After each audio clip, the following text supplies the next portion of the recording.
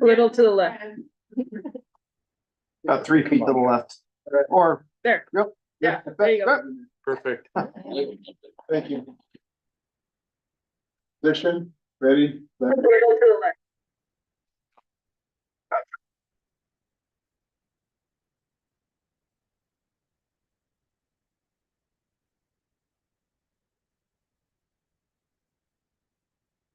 States of America.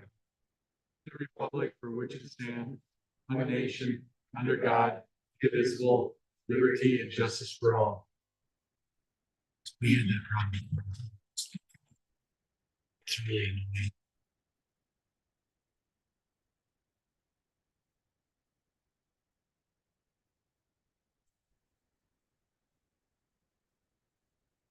All right, item brings a moment of thanks, appreciation, condolences. I know that we had, I think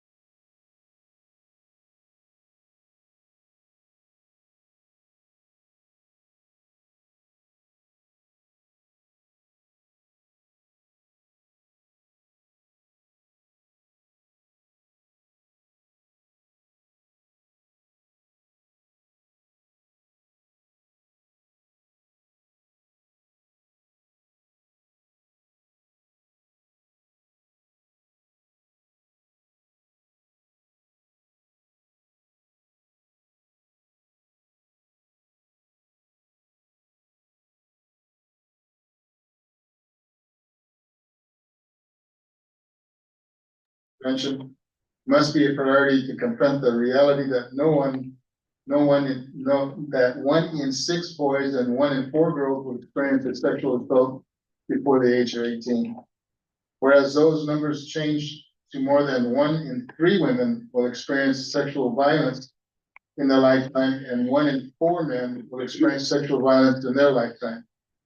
And whereas rape and sexual violence of all kinds continue to occur at an alarming rate, with California having the most reported rapes in the United States, and with the Department of Justice stating that an American is sexually assaulted every 98 seconds in the United States. And whereas emotional and physical scars resulting from sexual violence are often permanent, therefore working together to educate this community about sexual violence prevention, supporting survivors, and speaking out against harmful attitudes and actions is so important.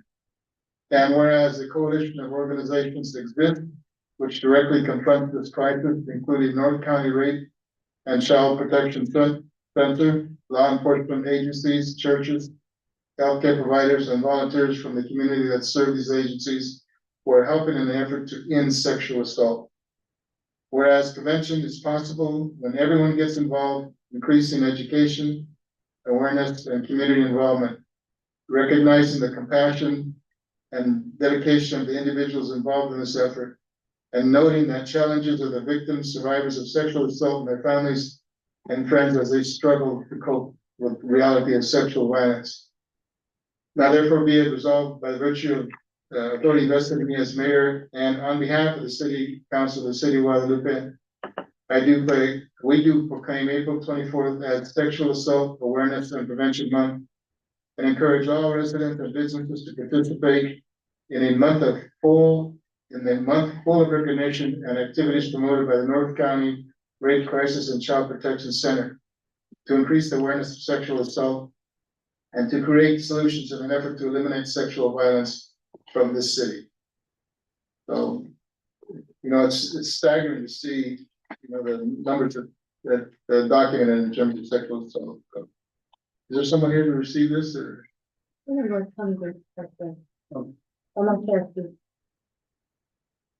But would you accept this too, or? Okay, thank you.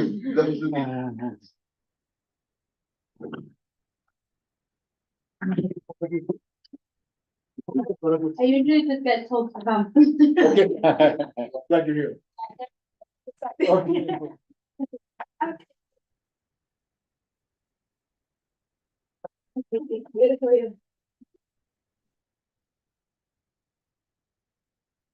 you so much. Thank you. Definitely. Okay, good. Thank you. Thank you all again. Thank you. Welcome.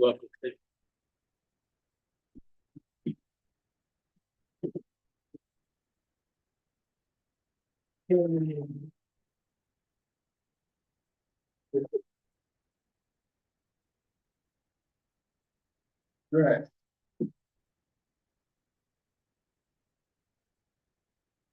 The next item is community participation, and we have Mr. Alvarez.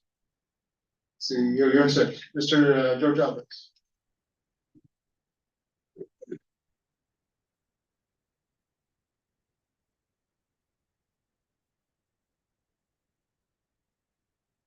It's kind of ironic and disgraceful that our own government at this particular point of time has allowed 10 million undocumented people in this country that have created, raped, killed innocent people, and the government is not doing the damn thing in protecting the citizen, our children, our society. It's a political thing. They're getting votes from these groups, and they're circumventing the black population. That's a statement of fact. And I get angry at the hypocrisy of agencies that don't come up forward and get their legislator to say, wait a minute, you guys aren't doing a damn thing to help us. We want to reduce and get rid of rape, violence, and whatnot, and you're not helping us. Law enforcement has their hands tied. Again, this is what's going on. It won't improve unless all of us here do something about it. get serious, not worry about feeding from the corral of government. Get on their faces like the famous Maxine Waters of Compton. Find her to be a political skank, but that's just my opinion, okay? Go after those who can make the difference or vote them out, that perspective. And that wasn't my main thing, I hate hypocrisy. What I came here about is basically our homeless problem that we have in this town. It's not being addressed. It's just like the big white elephant in the room. I've done more as an individual to make sure what's going on in town. We just had to, they're literally going and trespassing, sleeping. They have guys today sleeping in front of the theater. In the afternoon, just laid out sleeping like he owns a joint. That's not good image. I'm sorry. It's not good image. We as a community have to not be that tolerant. There's rules. If they're breaking the law, put a damper on it. Cite them for trespassing. Have a system where if they can't go to court, they become a warrant. Then they get taken out to serve their time. Things have to be done. It's not a accepted practice of being proactive when it comes to so-called poor homeless that are basically inundated with drugs. From that perspective. So please, if we're gonna do so, let's not talk about it, let's do it. Put the heat on those who make the decisions. If you guys don't do anything, you can do as many accolades as you want. It's not getting the job. Thank you.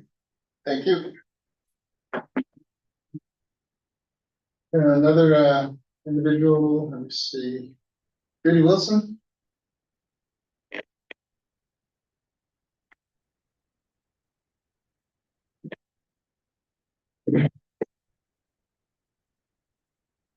Really helpful, members and community, president. I am here to, come before you as a resident, non-line business owner here in Guadalupe Bay. I was recently made aware of the bond, and I feel I needed to voice my opinion in regards to the issue. I did see the town council meeting online and felt that after seeing what was expressed. If may I interrupt you, that's an agenda item? That could be an agenda item? Go ahead. It's not, it's not consent. So I wanted to express my concern in terms of, I feel it needs to be explored and more in a community, out to the community in terms of all residents should be involved. And it needs to be explored as during the, I understand during the council meeting that it was going to be in phases, which is, I think that's really important. And so, but I think the community overall needs to be, all residents need to be involved and be able to express their opinion in terms of, especially when it comes to our taxes being raised, if that is going to be how the funding is going to come. So I feel like that needs to be explored and overall in the community, not just with who's sitting here and the council meeting, or if just there's only a few residents there attending. So I would like to see that as the progress is done, that is done on more of a overall community back. Thank you for your time. Thank you.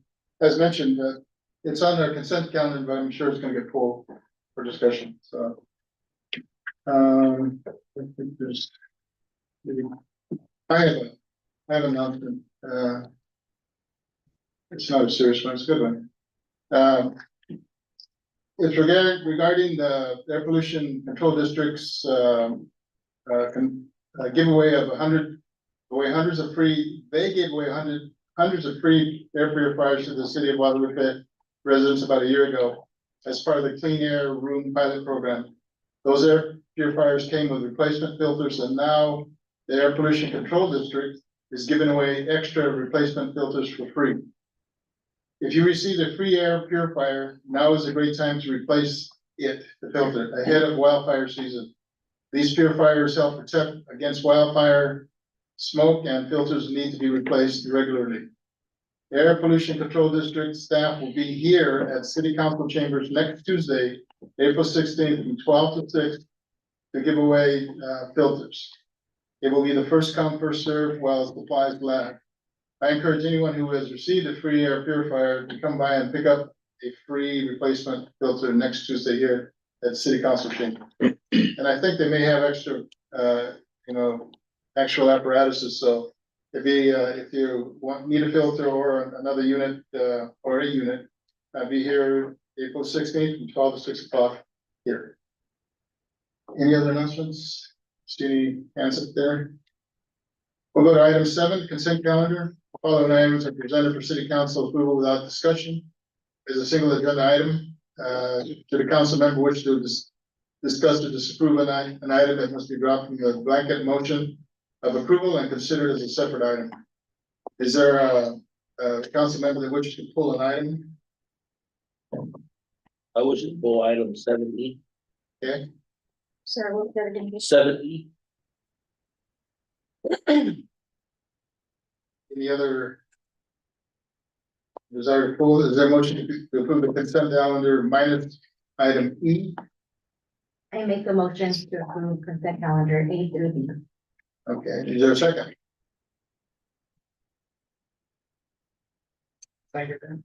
All those in favor of any discussion? All those in favor of the motion say aye. Aye. All ayes.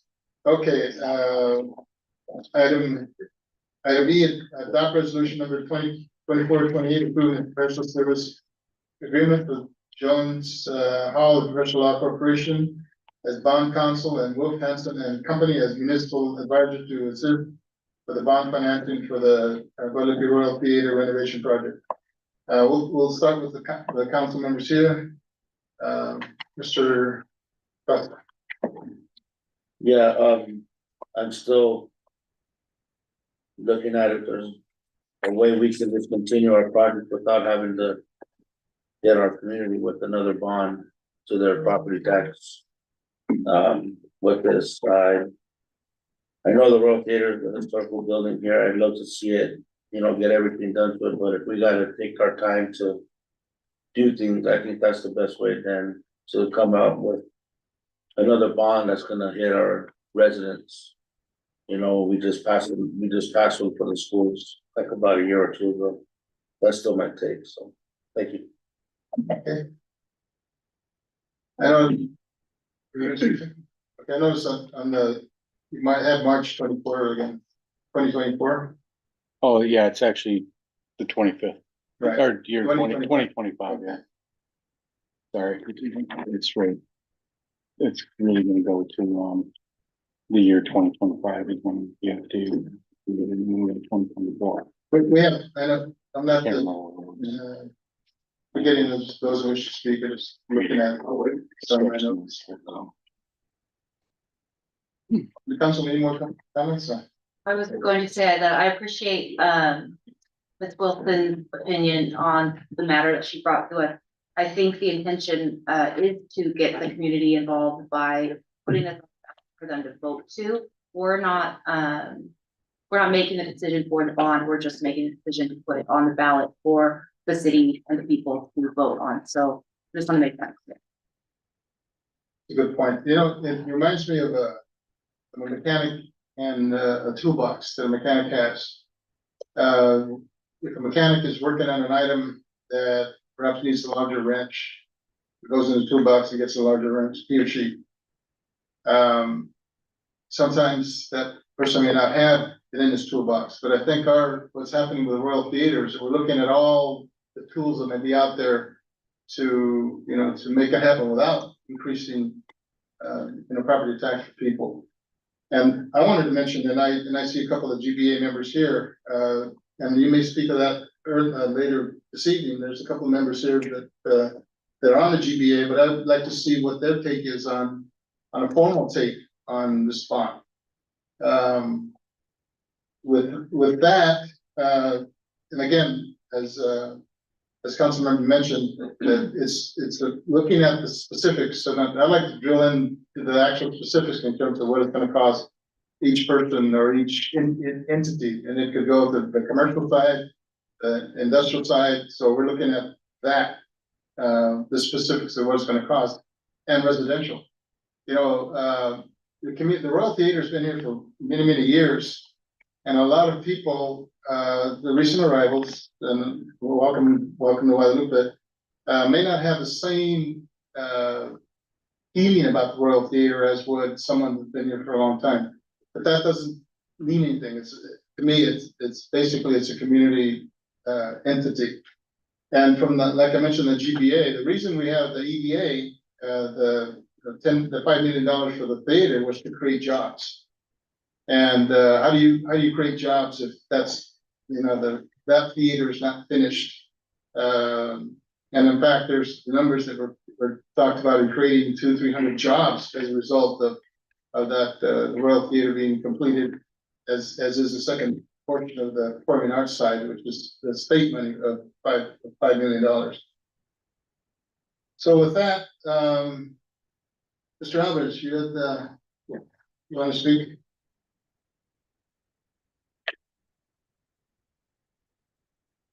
One of the worst things that happen in this community, we've been taxed. For education, my God, you have predominantly agricultural workers.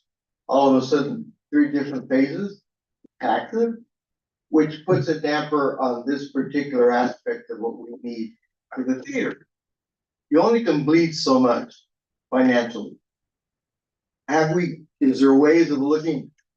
Have it out, let the people vote, that's democracy, I have no problem with that. But is there any other ways, other funding sources, let it be state, federal, whatnot, Santa Barbara Arts Commission, I mean, different various areas where we can tap into it?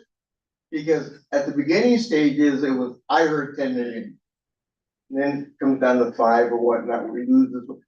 It'd be nice to let the general public know what is gonna be needed to complete the project. What are the ways that we're trying to get the resources for this project? And if we can't, it's up to you through the vote, if you want it or not. Again, that's fair for all of us. And that's basically what we need to do. Thank you. And I think it was mentioned, this is leading up to a vote. This is quite a hurdle to, you know, to have a 2/3 vote, you know, for this bond, so. I don't think I mean, the educational piece will be in the works. So the community will be educated on it as we go. And then it'll be a true community project when they go to a vote. But they'll be educated on it based on the committee group that will be doing the work up front. And that's the process. We're not saying the voters have to approve it. You know, the city does it. The voters have to approve it. And that's why we're looking at, and Mr. Alvarez mentioned looking at other resources. Like I mentioned, there's a toolbox. What else is out there? Is there someone that's will donate, you know, $2 or $3 million above that? And the other thing is that we really don't know the numbers coming in yet. You know, we have $10 million and it's projected it's going to be more than $10 million. So we don't have that clue yet. So, and that's coming in. Yeah, when the actual bids come in, it'll be dialed in to know what that bond amount will be there.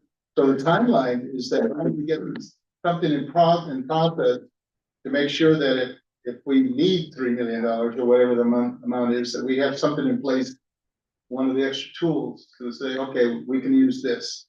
And it's up to the voter to say, yeah, we'll let you do it, we'll let the city do it or not. And I agree that there's the school bonds came in, there's a tax on the properties. And it's hard for everybody to, especially in today's economy, it's difficult to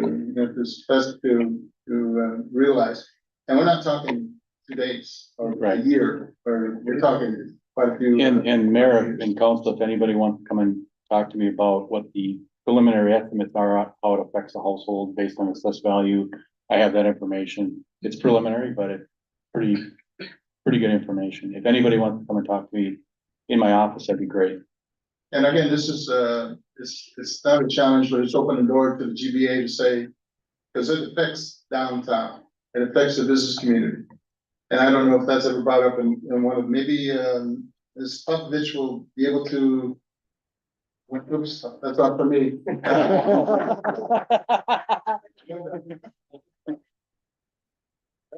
But he stopped. So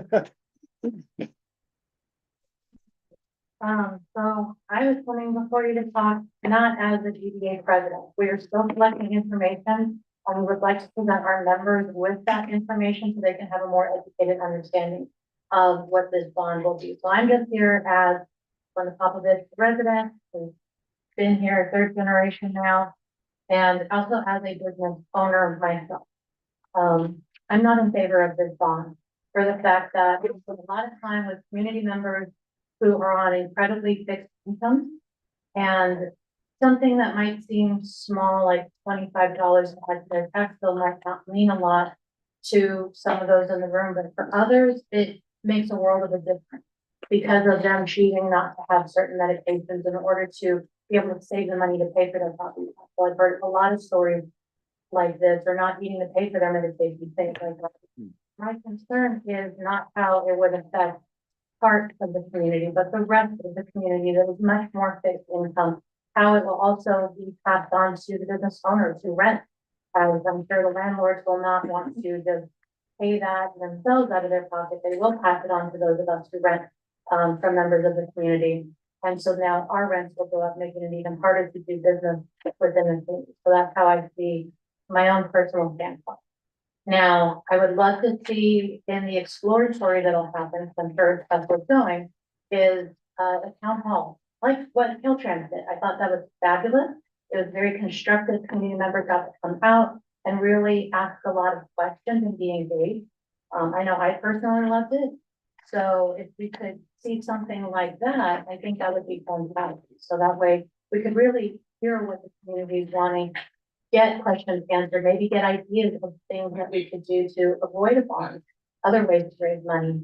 So that's my hope, is that we can find other ways than just taxing, because having those taxes being hit on us, and as a business owner who we're trying our best, it is hard knowing my tax bill might go up again. I understand for the school, it was promised to us when I was barely going to kindergarten. I hope one day I could have gone there, but you know, for my future kids' sake, I hope to see that school, and I'm happy to contribute to that.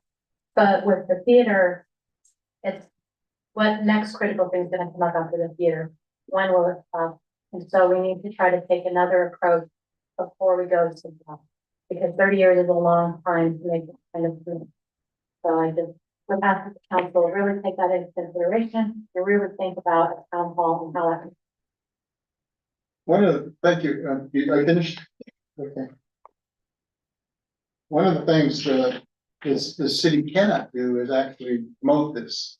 Right. So back to the GBA, they, or another organization would like to, you know, to look at the information that's going to be forthcoming, that this is approved. So that we all know, everybody knows where we're at in terms of what it's going to cost financially to all entities, so.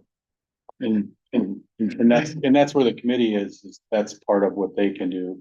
And then this is just engaging the process. It doesn't mean that you're hooked just because we're doing this thing. This means you just keep things rolling. I know that Garrett's something at the bit. No, you don't have to pay anything, Garrett.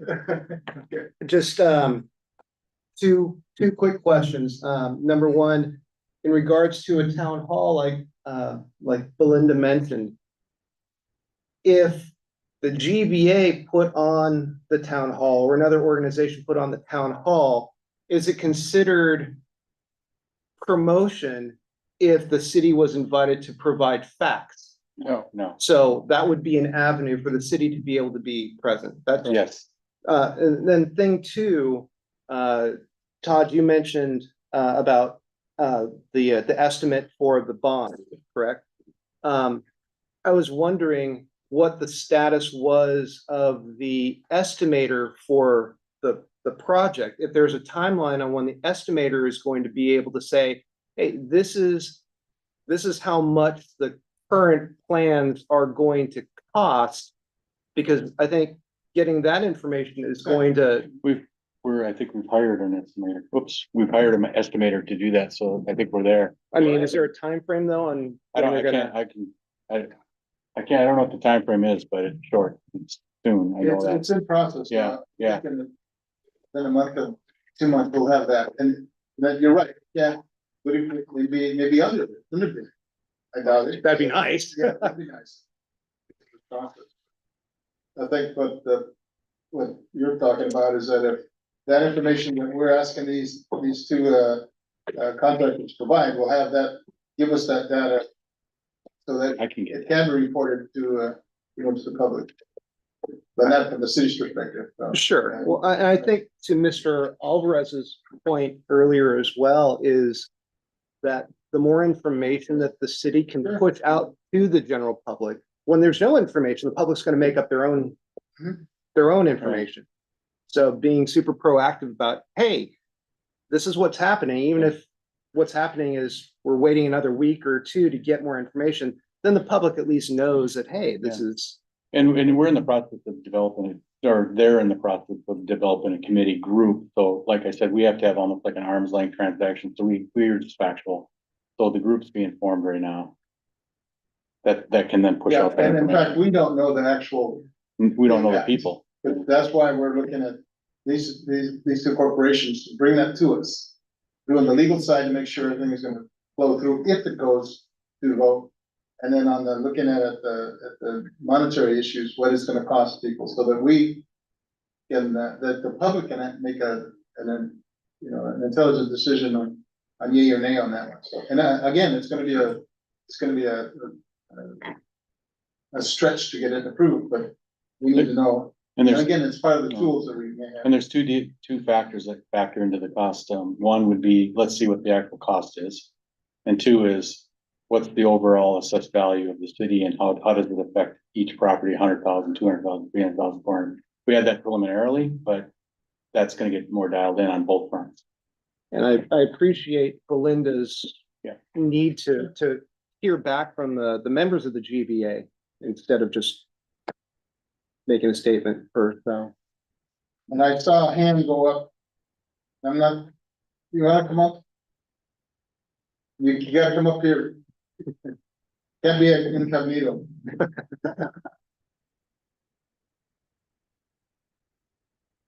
Hi.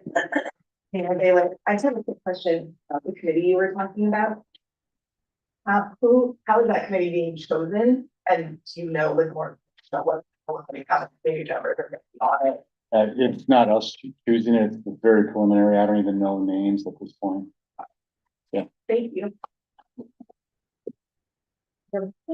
Yes, Todd, if you can reiterate the date as far as one of the grants that has a time frame.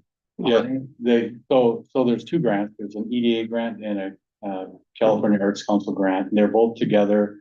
There's the old building and the new building, so everything's kind of working together.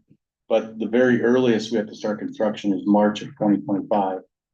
So if we don't act on getting the entire budget, the EDA grant, they won't accept, we'll have to give the money back. No pressure.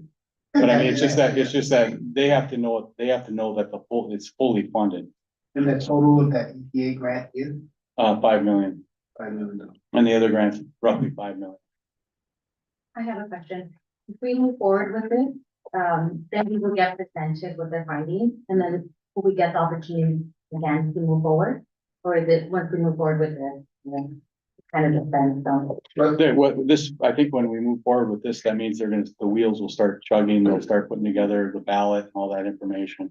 So all the stuff will go on as if it's gonna go to a vote, and then if it gets approved, then that's where the bond council comes in and sets up all its legal underwriting documents, and then that's where the finance fiscal agent will provide, will dial in the numbers even further.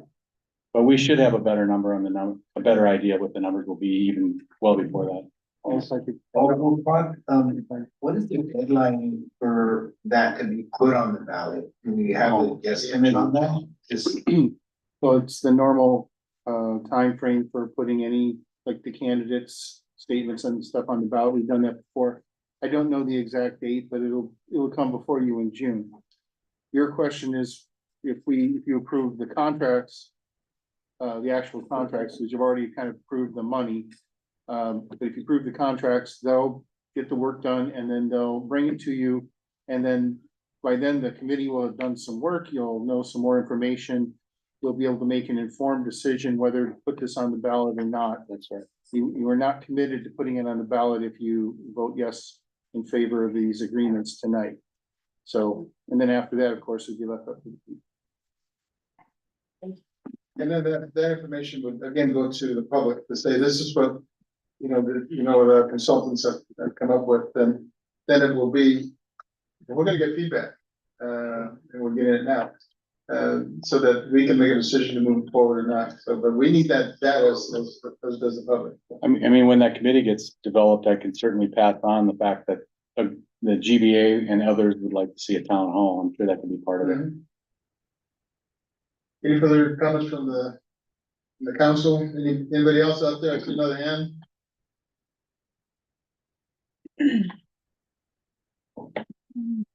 My question is, I hear you talking about, fees and those types of things, so then. Once this is moved forward, like before tonight, this is approved, what exactly is the process fee? Is there a fee before, so say that the community wants to put the bond on the ballot, is there a fee prior to this? So the fee is right what we approved at the last council meeting for them to do their work. Once, let's say that goes to a vote and it's passed, then there's additional funding that will be folded into the overall construct, the soft costs for the legal to put together massive binders and audit reports that'll be attached to it and just all the legal underwriting material. So there's going to be some more costs that'll be a part of the overall bond issuance along with the construction part. But right now, this is just more front load money. It's small amount just to get it rolling, to get it on the ballot. And paying for that. My finance director. Personal savings. General fund. Yeah, it's their general fund, yeah. Oh, okay, so then beyond that means there's no other fees outside of this. No, 5,000 and For the county, for the county to put on the ballot, that's the other fee. So around in total, $20,000 for all the fees. and apparently, if this bond passes, that they will reimburse the city for that amount that's paid. That's a good potential. That's a good point, because that can be folded back into the bond issue and then spread over the year. Okay, so then that 20,000 then would just go back into the bond where it's not going to just be like, Yeah. kind of like, 3, 5. A refund. Yeah, okay. But I might highlight that there is a cost above and beyond this amount. Once, let's say the voters approve it, then there's gonna be, that's when the work begins. That's when the true costs start coming in to put those documents together. Thank you. thank you. All right, now back to the council. Is there a motion to adopt resolution 2024-28?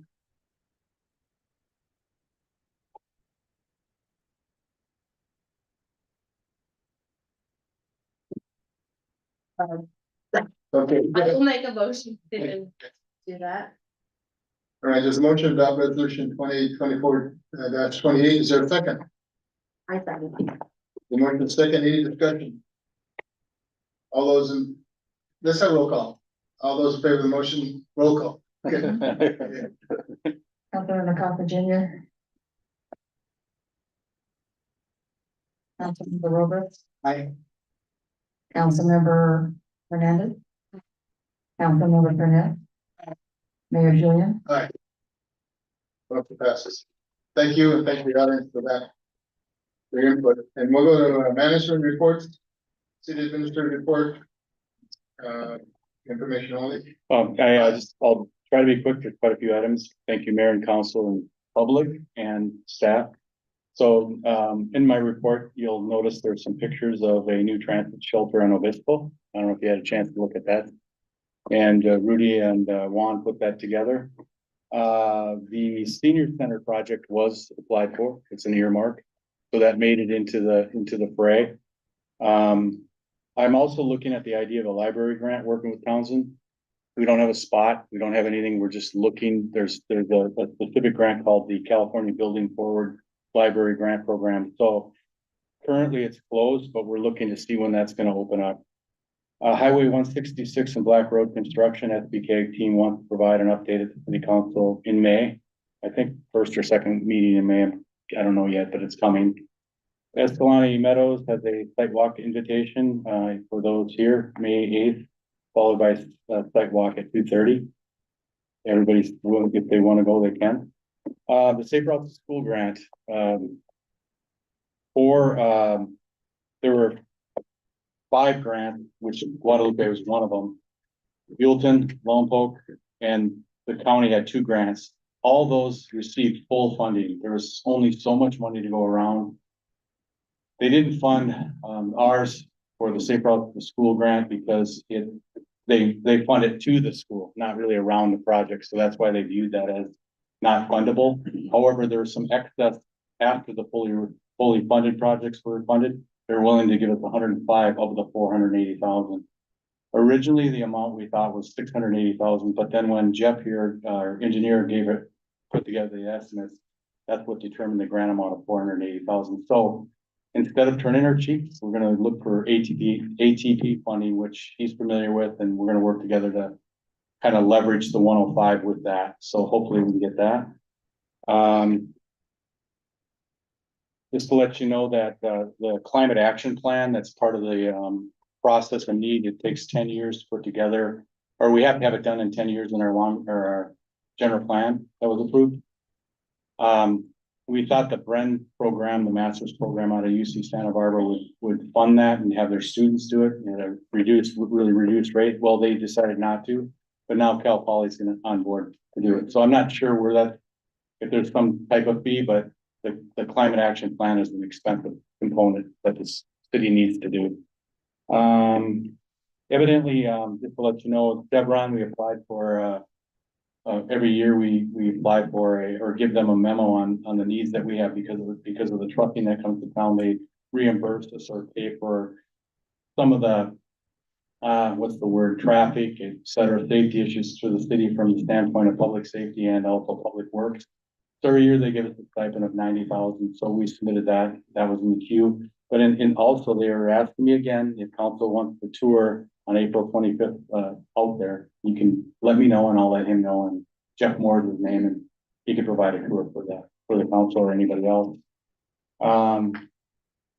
Let's see. I also there's a new mission statement for the planning department. If you want to read that, I won't bore you with it. Al's Union, the former Al's Union, 4646 10th Street. I'm in the process of putting together appraisal for our city attorney. He's on me on that. Master plan for aging in Guadalupe. There's a whole slew of information in there on that. I know the mayor probably will have comments on that. Other than that,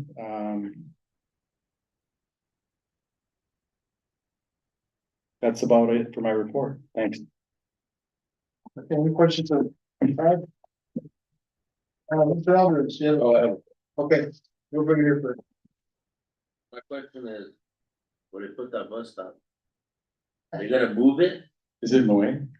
Dude, it's in a dangerous location. I'm just listening to our. No, I public know, safety but people. when they start the project for the traffic lights right there, is that bus stop gonna be moved back? Further back on Obispo from where it's at? I don't know where the new lights will be in the signal lights will be in relationship to that, so. I can get information on that, if it's in the way, maybe Jeff here is here, maybe he has an answer to that, I'm not sure. He's gonna give a little update on his report. What that? Everything where it's at? Yeah, Yeah, that was Shannon's, that was Shannon's, Yeah, I don't, yeah, when I saw Does it. it seem like it's tight in the way of traffic? It's right up over to the stop sign on the intersection. Like it's, yeah. So that's what, it's portable, right? yeah, they can move it. if they need to. Yeah, it would just be, But I don't know about that slab of cement, they just put that. well, yeah, I mean, that was done by Rudy and them, so. Yeah, no, I thought they If put it it's in, I a- was if it's a like- problem, they could dig that out and we'd have to pour another slab and then put the apparatus. No, I know, that's, I said, I just like, with the project, that'll happen eventually. is that gonna be something that gets moved a little bit? I hate to say this, I'll have to get back to you on it. I really don't know. That's fine, thank We'll you. find out. We could probably ask Caltrans real quick. Yeah. And maybe even, Any questions from the council of the report? Mr. Alvarez? Yeah, I'd like to have an update of what's going on with our cannabis sales in City of Guadalupe. We're supposed to be involved for our taxes to help out. it's not in the agenda, but I don't see a problem. You just give them a quick up. Well, the processing plant's in motion, so that's already working and operating, and slow amounts are trickling in on that. That processing plant will not generate the type of revenue that the retail store will. You reminded me, I know that April, May is when the doors were supposed to open for the one, not Element 7, but the other one, Flow Local, Route 1. Yeah, that one I think is around the corner for opening its doors, but you remind me, I need to call Adam and them to find out where we're at with that. That particular store, once it's open, will be 6% on the dollar. And So if for every possible, product sold, $6 will come to the city, if every possible, $100. I hope there's a system in place that will regulate and figure out how many people are coming in, usage, because it definitely impacts our police officers, public safety situation. We don't know until the box is open. So it's Okay. very highly regulated, probably more than any industry, believe it or not.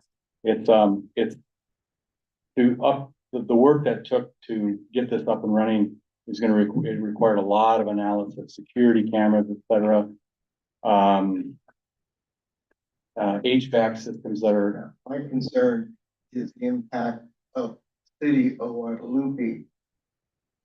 Law enforcement, public safety, right? Because it's gonna happen. but then the chief has looked at the plans and has a full understanding of the whole. Oh, you know, when it comes into his department. Thank you.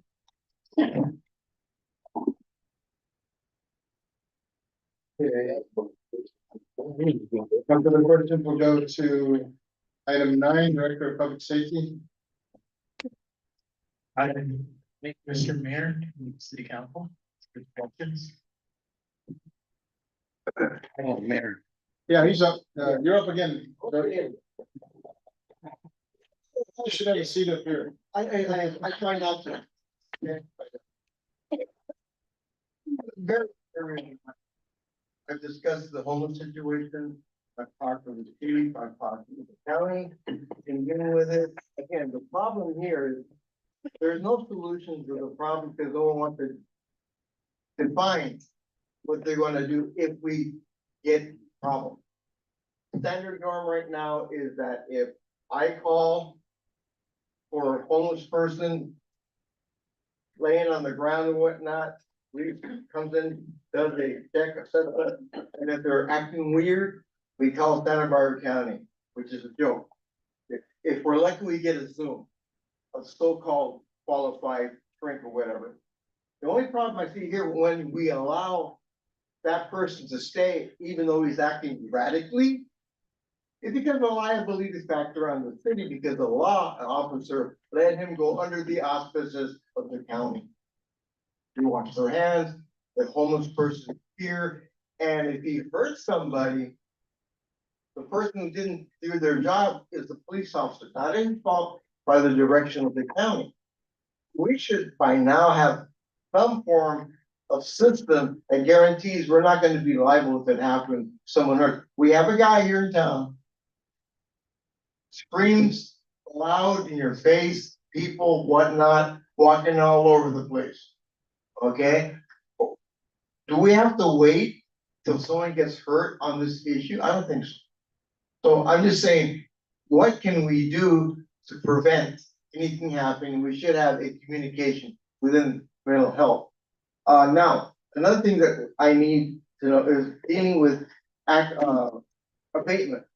There's a lot of letter B for Western that needs weight abatement, Johnny Perryville next to the gas station.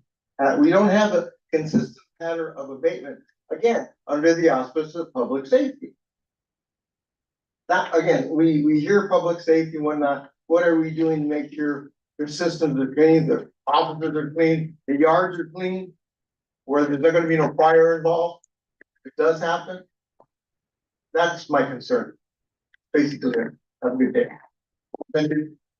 Mayor, Yes, sir. is it okay if I'm sorry, I forgot about, Jeff's here and you can give some project updates? Yeah. Definitely. My turn? Yeah. Thanks for being here.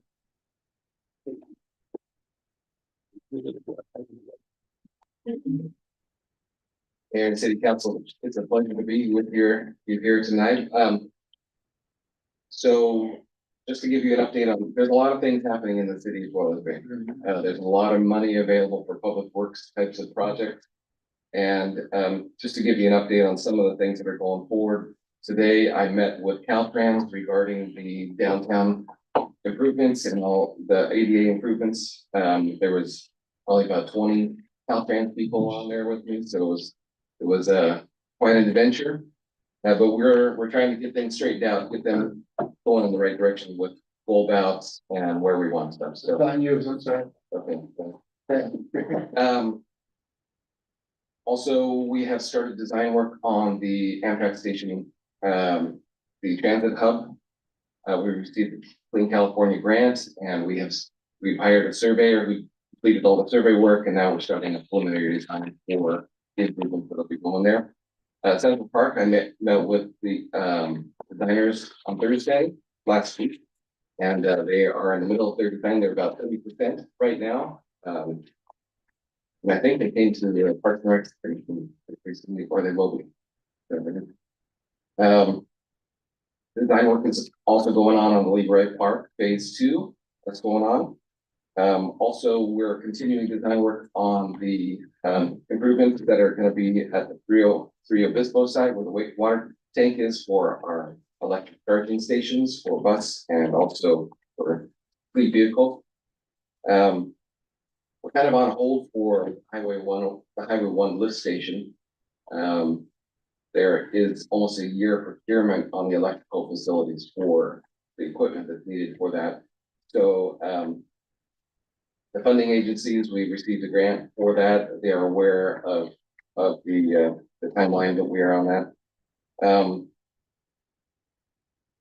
Also, we received money for the 11th Street multi-use pathway that's going to be going from the People's Self-Help Housing all the way to Van Buren School. And so it'll be a bicycle pathway and also pedestrian pathway so we can keep kids back and forth. We have over about $2 million for that project that's been allocated by a couple different grants for that. We also have started design on some improvements for West Main from the Highway 1 just past the commercial center. The last thing I want to talk to you about, kind of just make you aware of this, is that I'm sure you're aware we do have some problems with our wastewater treatment plant. Last week, I met with the utilities director and also the water resources manager for the city of Santa Maria to look at the possibility of sending our sewage to their treatment plant for processing there.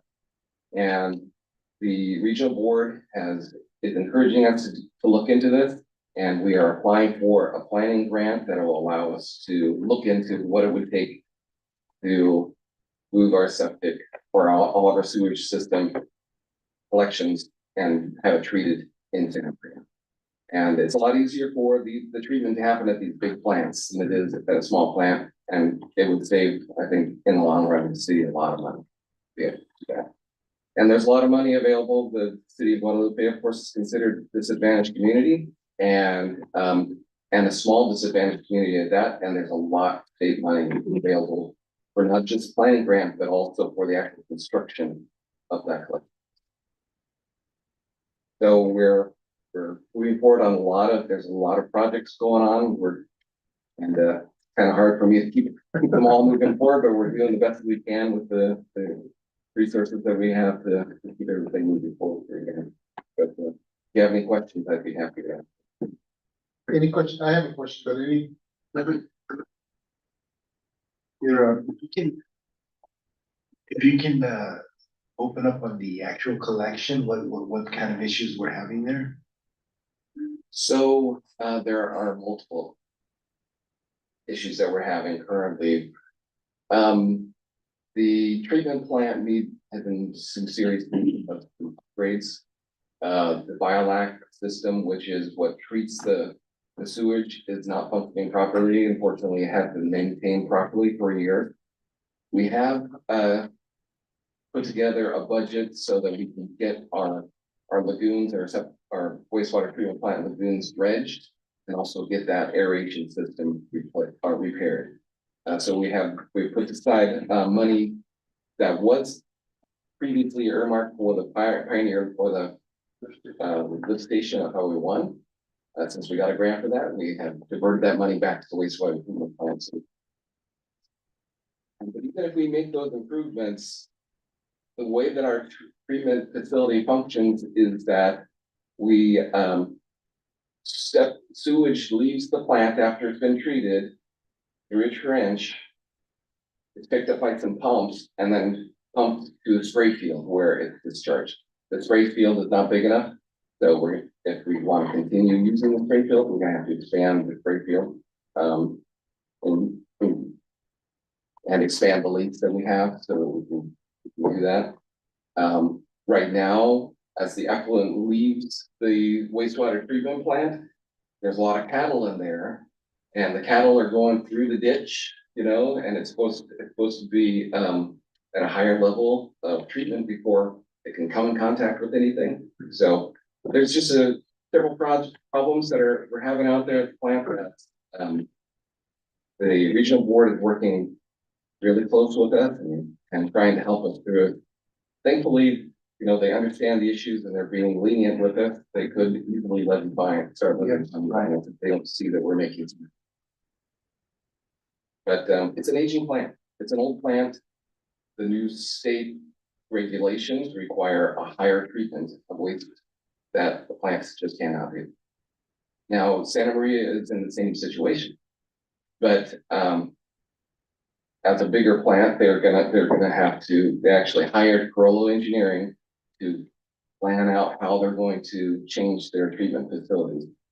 And by the time, if the planning grant comes through, and by the time we get our effluent to go out there, then their plant will have been approved by that time. Also, part of the money that is available to the city can also be used to help improve the plant, the Santa Maria plant, to a higher level. So it's kind of a win for them. They're actually really excited. There's some money that can come from the state to help them meet their effluent requirements through these different grants. Yes.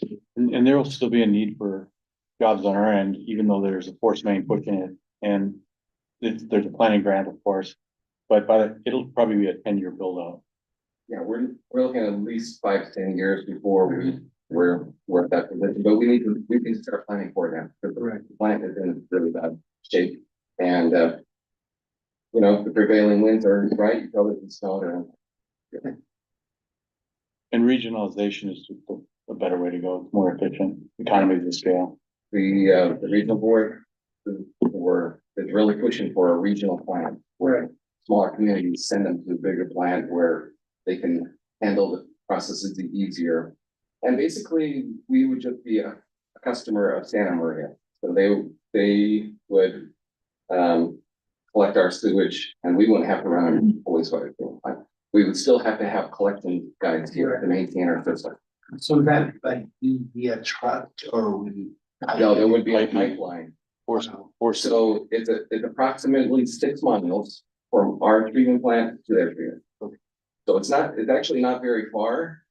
There are cities that are way longer than that, what collection system. So it's in the scheme of things, 6 miles is very far. In fact, we were afraid when we started this, I didn't actually know where the plant was located for Santa Maria. We were afraid it was on the other side of the Black Road. It's on Black Road, so it's super close. And it won't be a hard project. do you know what the size of that pipe would be? I know it's gotta be designed, but No, I have no idea.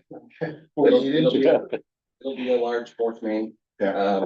And it depends on the design. There might just be lift stations where gravity flows for portions and then it lifts up and goes, so Wow. that might be cheaper than actually even forcing enforcement.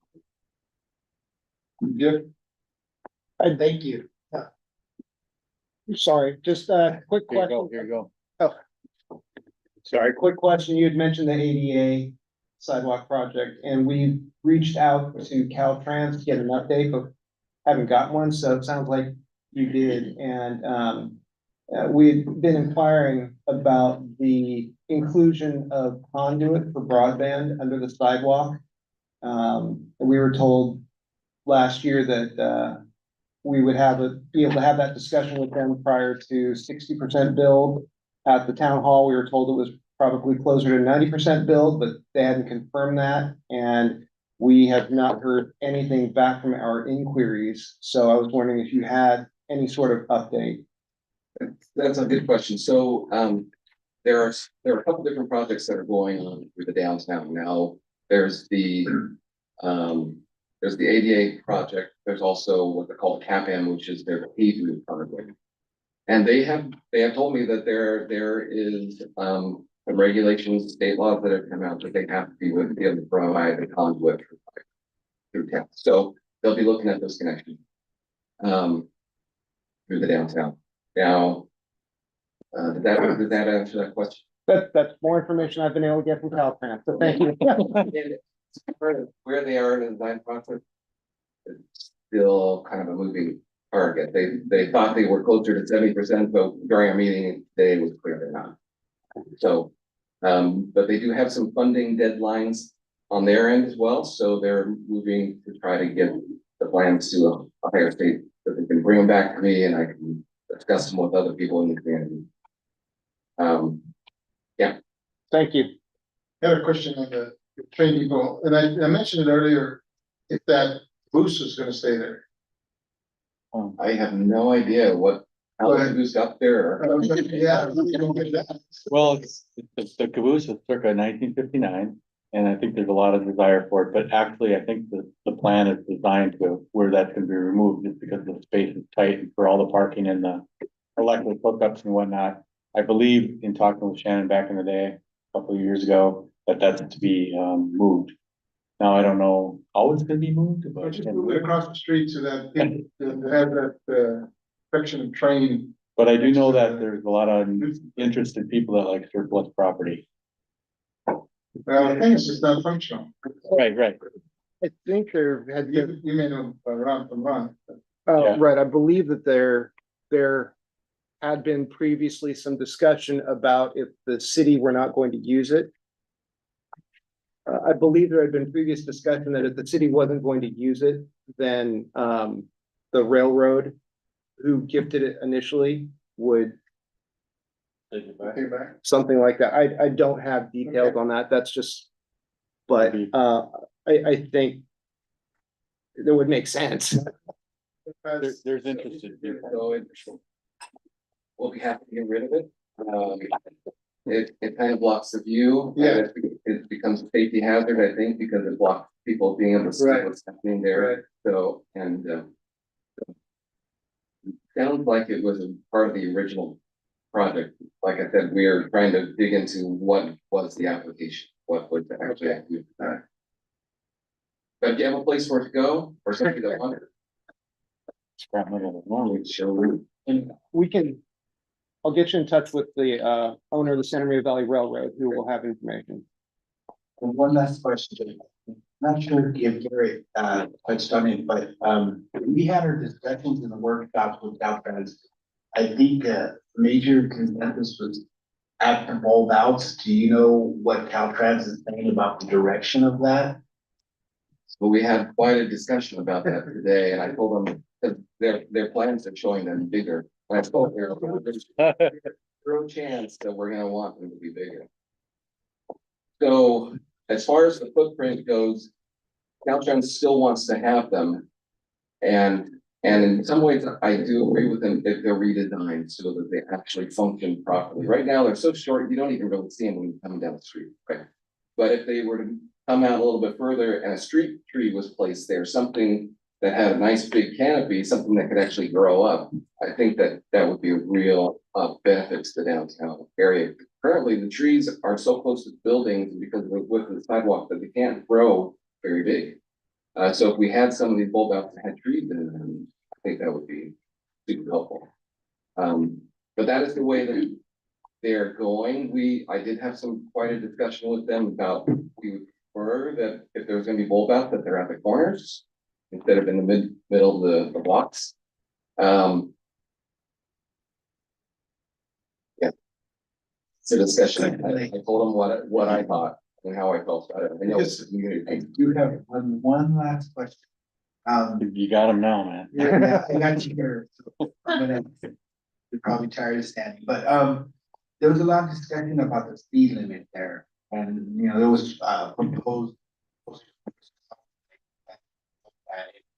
And I know, talking with Captain, they were adamant that that's the job of the bulb out, but to me, it's hasn't worked up to date now. I mean, we've got constantly are speeding number. Did they mention anything about lowering that speed limit or a stop sign? So I can tell you, we didn't discuss that at this meeting, but I can tell you that stop signs per state law cannot be placed without warrant, and nowhere along that stretch that is warranted, so there's zero chance that Councilman is gonna put a stop sign. They did mention maybe the city wants to put in one of those blinking speed signs to try to let people know that they're going over the speed limit. And that's one of the things that they suggested we might want And to have included. nothing to do with possibly lowering the speed limit? The speed limit is set by speed surveys, and I think if you were to do a speed survey there today, it would probably increase the speed limit. It's an engineered speed limit, so that's why they try to use bulb outs or some other thing to constrain the width, so it makes it look narrower so people slow down. So the new bulb outs or the enhanced bulb outs come out farther so people will actually see them. And if it's a tree, you know, not far away from travel lane, people will. But overall, those type of methods don't slow down things a lot. One of the ideas that was floated today, and I don't agree with, is putting like a speed table where it's big, you know, it's like a speed hump, but it's big and wide at crosswalk. I actually designed one of those in the city of Atascadero, and most of the people hated it. At least then, they seemed to like it. Got Well, that would probably have some problems with all the semis that. That's exactly why have too much truck traffic coming through there. I don't think it would be a good idea to have a speed table. There's a lot going on, so There is a lot going on in Guadalupe. I'm glad you're here. Thank you, Jeff, for the update. Thank you. All right, thank you.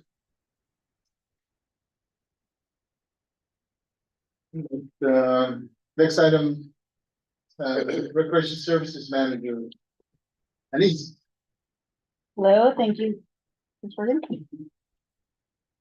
Don't, just leave it for, now leave it on for a second. I'll try it. You know, yes, it is. Thank you so much, council, for having me today and everyone watching on YouTube. I wanted to just let you know about some of the events that we have coming up. I'm gonna touch base on the Joe Harris 3x3 basketball tournament. It was supposed to be this March. Unfortunately, we had to cancel it due to lack of participation. We only had one single person want to participate. Yes. Was that Joe? Was it Joe? Yes. But we're gonna try and get it next March. Joe and I already had a meeting and we kind of went through the calendar. So we're gonna give it another shot. Moving on to events that are actually happening and are current right now, we have the Co-ed Adult Softball League. The registration is open already and it closes on May 22nd. I have yet to receive any registration, but I am reaching out to past teams. We have flyers out, we have it on social media, doing everything possible to get that up and going. I know it was very successful last year, so we're hoping that we get that same passion and success this year. The season does begin June 6th, so if anyone's interested, you can put that on your calendars to go watch the game. We have the fashion show coming up on April 20th. It's an event with FSA and the city. Together, we're putting that on. It's gonna be at 10:30 at City Hall. If anybody wants to be a model or a designer, they can go ahead and go on our website under the Recreation Department and they can apply. We have Earth Day, coastal cleanup that's being put on by the Dune Center, and that is actually on April 21st at 9 a.m. You would meet at the vet hall and there's a shuttle to take you out to the beach to help with the cleanup. If the vets hall, or the vets parking lot, Oh, that's parking. Sorry. that's, Yeah, good clarification. yeah. My very first event that I'm putting on myself, other than obviously the softball league, is Cinco de Mayo. That is gonna be on Sunday, May 5th, from 11 to 3 p.m. at Leroy, the community park at Leroy. That's in conjunction with the Boys and Girls Club. We're going to make it very family oriented this year. We have over 15 booths already with kids activities. They're all being sponsored by different organizations in the community. And we have a good handful of info booths as well, just to make sure that the community has those resources while the kids are having fun, the parents can get those resources, mainly medical resources and things that have to do with health, because I know that's big in the community. I still have more phone calls out and I'm hearing back from them slowly. I did put the flyer out because we needed to get that out there to the community and start sharing it as soon as possible. But hopefully that will grow in the next week or so. That is also on the website. If you would like to share it on our Instagram and our Facebook page, I'd appreciate it. We would love to have that be super successful and have lots of families enjoy it. Last but not least, we have Viva el Arte music performance that's on May 18th at City Hall at 7 p.m. So if you'd like to come out and join that, that'd be awesome. Thank you so much. Any questions? Well, for the Cinco de Mayo, will Waste Management be joining us, or if we can request to them so that we can help there with the food waste? A great outreach. I know that they have possibly a trailer or some outreach entities. Yeah, I can reach out to them. I know all of our food has to go to green waste and it's sometimes different.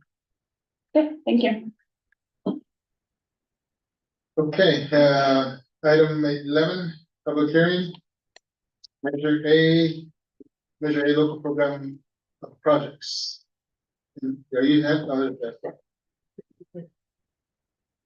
He's already talked about them.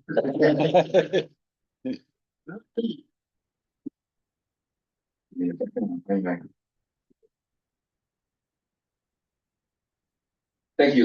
Yes, today you, for this public hearing, you have a resolution before you to adopt our program of projects for the years of 2024 through 2029. This is an annual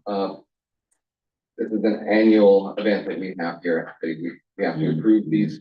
The program of projects, it's a extensive spreadsheet attached, which basically outlines how we're going to be spending the Measure A money that comes into the city over the next 5 years. And so every year we do that. The city receives approximately $680,000 a year from Measure A funds, so it's quite a bit. And approximately 6% of that has to be used for sidewalks, the like. There hasn't been this last year. There were no paving projects, so there is some money that can be rolling over.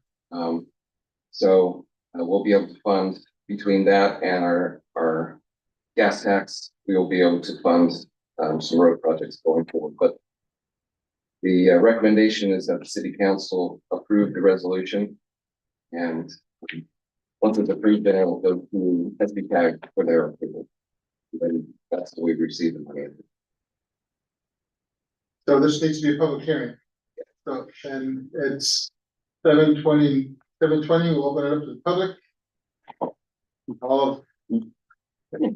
At 7:21, we close the public hearing. So is there a motion to adopt resolution 2024-29? I'll move to adopt resolution 2024-29. I'll second that. Any discussion? Roll call, please. Senator Council Junior, Aye. Councilmember Rose. Aye. Councilmember Hernandez. Aye. Councilmember Brenner. Aye. So we're gonna be able to fix the business street, right? That has actually been on my list for years. I'm gonna drive down and see where they put that. Okay. There, because I wasn't expecting them to do until I pulled away. Okay. Yeah. Thank you. Thank you, Jeff. So it's in the wrong spot, I think. It's gonna be, it's close to the stop sign. Yeah. There's a Okay, bike right there. Next item, regular business, ordinance regarding additional duties and obligations of the mayor's office. Go. Thank you, Mr. Mayor, members of the city council. This item sort of is a follow-up to the council's decision about council member salary, which happened a little bit ago. Council voted to increase its salary to $500 a month, but in those deliberations, it was decided that in recognition of the additional duties and obligations that the mayor's office performs, that an additional $250 per month should be given to the mayor in recognition. Having worked in the city of Santa Maria when they did something similar, I thought it was a good idea to basically document that those additional duties and obligations, sort of to provide support for the council's decision to award additional salary, although it's not necessary, but it does answer some questions that might be asked by members of the public otherwise. And also so that any future occupants of the office would be put on notice essentially that there is a higher expectation in the city of Guadalupe for the mayor's office as opposed to council member office, or the office of being a council member. Accordingly, a number of these additional duties and obligations have been provided in an ordinance, a new chapter to the city of Guadalupe, the Guadalupe Municipal Code. Basically confirming what you all know, that the mayor is responsible for presiding over council meetings. The mayor represents the city as its official leader in both ceremonial and other occasions. The mayor has a special privilege. He's authorized to request the city administrator. Oh, you're right. I was thinking of you, sir, but you're correct. The mayor, he or she is authorized to request that the city administrator place an item or items on the council agenda. Ordinarily, more than one council member is required to do that. The mayor is responsible for approval of all proclamations of the city council and is authorized to sign them. The mayor is empowered under the government code to name one of the other council members as the mayor pro tem. And the mayor must sign all ordinances and resolutions that have been passed by the city council and all contracts, unless the council has designated other city officers to do so for contracts. And that concludes my report. I'm available if you have any questions. Also, he or she be the driver of the fire engine truck. That's good one. I was shotgun, I remember. And I had a couple comments. One is item C. Under purpose, the last item there, the bullet point for Oh, is that, you know, my thing with adding to an agenda is that I believe that the council has the ability to say to the city administrator that I would like this on the agenda. 100%. So as long as it's not, is authorized, not the only person to do that. Well, if I could just interact, there's some confusion about this in the government code. Okay, It's custom, like I say, the ordinance will clarify that the mayor has this privilege and it's customary. But ordinarily under the Brown Act, you would need 3, or at least 2, to add, and at a public meeting to request it to be added. And there's a longstanding practice. Now, there is no provision at all to prevent the city council from adopting a policy to allow that. And if this council wishes to do that, I'd be happy to draft up a policy for your adoption. Of course, the policy can be easily rescinded by a future council. But at least going forward, you would establish a precedent that even one single council member could put an item on an agenda as opposed to, like traditionally, it's the mayor has. Excuse me. Among my discussion of my colleagues over the years, kind of the consensus is that most cities, the mayor has the right to do it. And 2 council members have the right to do it, but not just 1 council member. That's the normal practice. And many councils have policies confirming that. Every city can do what they want though. So if it's the preference of the council to have a policy that any member of council can request something on the agenda, regardless of who it was, then that's fine. We will do that. But I just want to make it clear that that's not the normal practice. And there's no policy in the city that I'm aware of that has established that practice. Could I just say, just a point of common sense, wouldn't it be like, let's say Christina said, hey, do you mind researching something, put something on the agenda, and just, could that be up to my discretion if I think it makes sense? Common sense would be to just put it on and could then act on it. Yes, I hate airing other cities' dirty laundry. But the reason why that practice has been established is sometimes there's dissension on a council, go figure. And a mayor, a strong mayor, or not a strong mayor, but a mayor with strong ideas, may wish to prevent a council member, if it's a lone dissenter, from putting something on the agenda that would be politically embarrassing. So that's why it's customary for 2 members of council or 3 to request that happen. And but the city administrator does have the discretion to put any item on the agenda that he or she sees fit to do. So there could be a workaround, but again, what happens if you don't have a policy that sets that firmly, that 1 single council member can put an agenda item on an item on the agenda, requested within the agenda. The city administrator would be free to use the discretion to say no if there was only 1, especially if a mayor opposed that. So I'm not saying that's a problem in this city, certainly not now. It may have been in the past, I don't know, it could be in the future. So we just need, if you want to do that, I don't oppose it at all. We just need a policy. It's been working. Yeah. Okay, I mean, I can come back it's not a high priority, but I can come back with the policy if you'd I like. wouldn't even worry about it. I think Okay. we work it out. Okay. Unless there's, and there has been issues with prior councils to where there's been some fighting back and forth, and I don't want that on the agenda or. I remember that, yeah. Okay. All right, well, I just wanted to clarify that,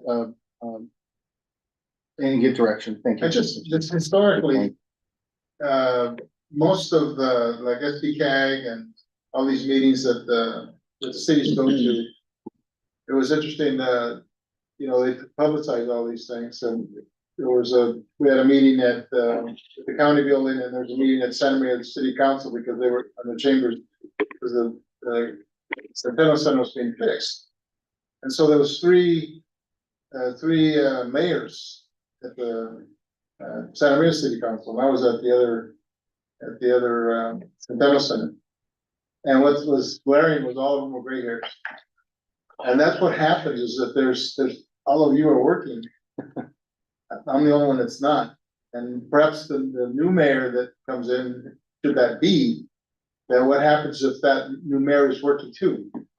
So that then puts pressure, which should be on the council to be able to say, okay, I can cover. So just a heads up that if, there's also every election, we have an assignment. There's about 10 committees that we have, that we may have assignments. So that's covered in what we do on a regular basis. Doesn't need to be covered here. So I'm fine with this. I think that whoever comes in as the new mayor will basically have he or she's task before them.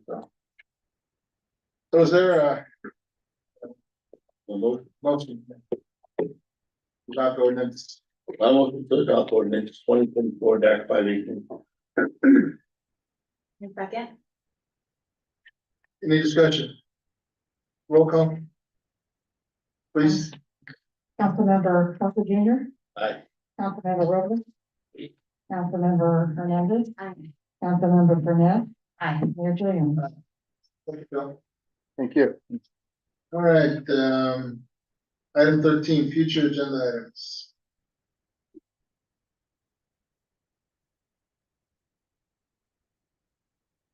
Anybody want to add anything? No? I think we're good. Staff? Yeah. Announcements, item 14, announcements, council activity reports. On the left side. Sure. This 13th, Saturday 13th, we will be attending, the Bobcat Wrestling. We'll be sending approximately 35 wrestlers to the Mesa Middle School Novice Tournament. We've got about 4.5 weeks of the season left. It's gonna be very hectic month. On the 15th, this upcoming Monday, we will be attending a dual meet at Atascadero.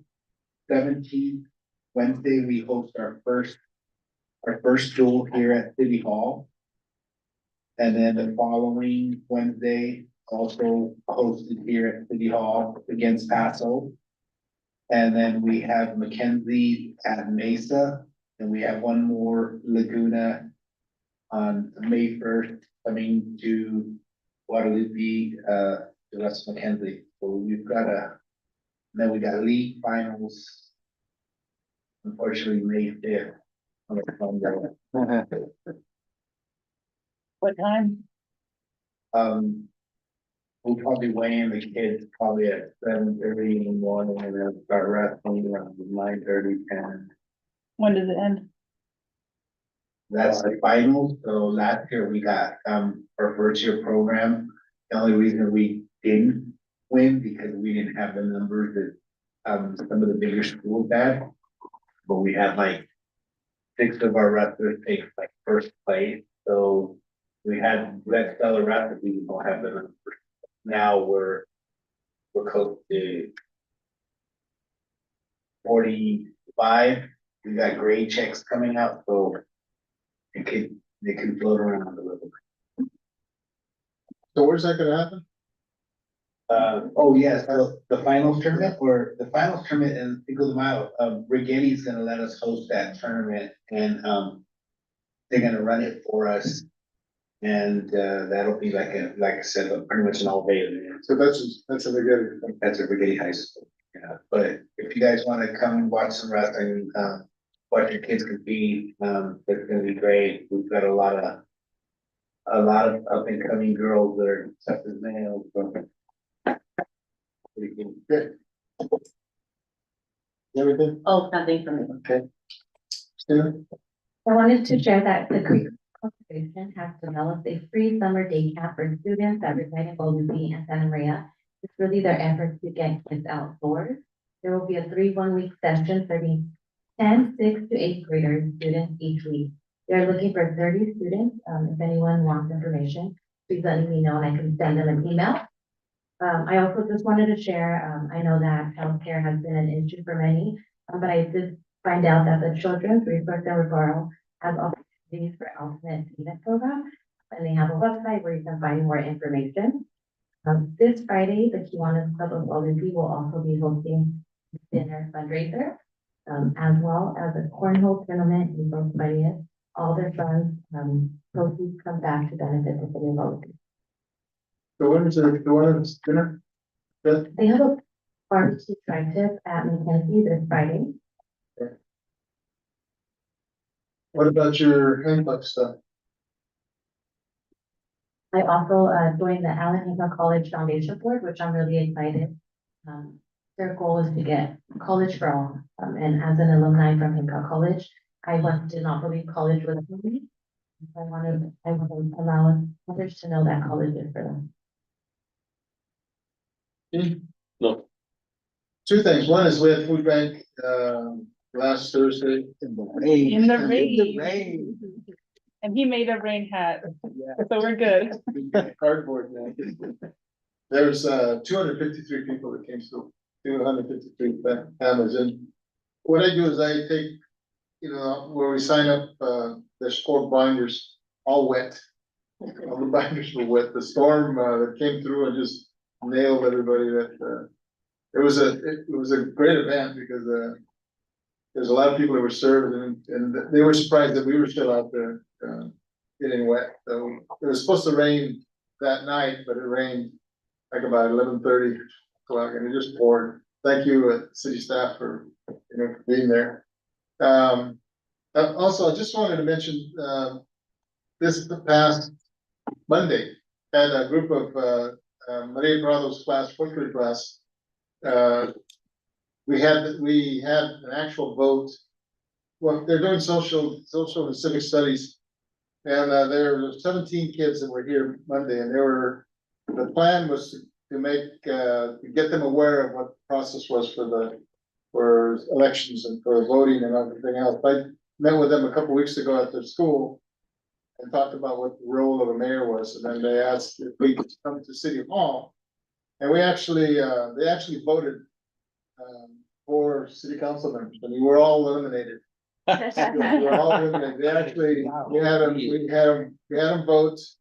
And what I did is I made them, they nominated people, but when we voted, we had them cover their eyes so that their friends wouldn't get disappointed to see who did or did not vote for them. And then we asked, the challenge was for the group to name the new school. And the new school, they want the new, in public, it's not real. This is just play. The new school is gonna be named the Braves. Anyway, there's a picture of Janice, Annie took some photos. Yeah. Yeah, they're pretty cool. So what's the question spot? Yeah, you got another meeting. One of the kids they voted for the mayor is he's the president of their class. Oh, Can I vote for myself? Sure. But they were asking, they didn't want to leave. After they sat here, they didn't want to leave, so. Anyway, it was fun. That's all I had. Is there a motion to adjourn? I'm hungry. I make that motion. Is there I'll a second. second, any discussion? All those in favor of the motion say aye. Aye. So, Todd, do I turn all this off then for closed session? yes, yeah, that, I'll get this. Well, Mr. Bean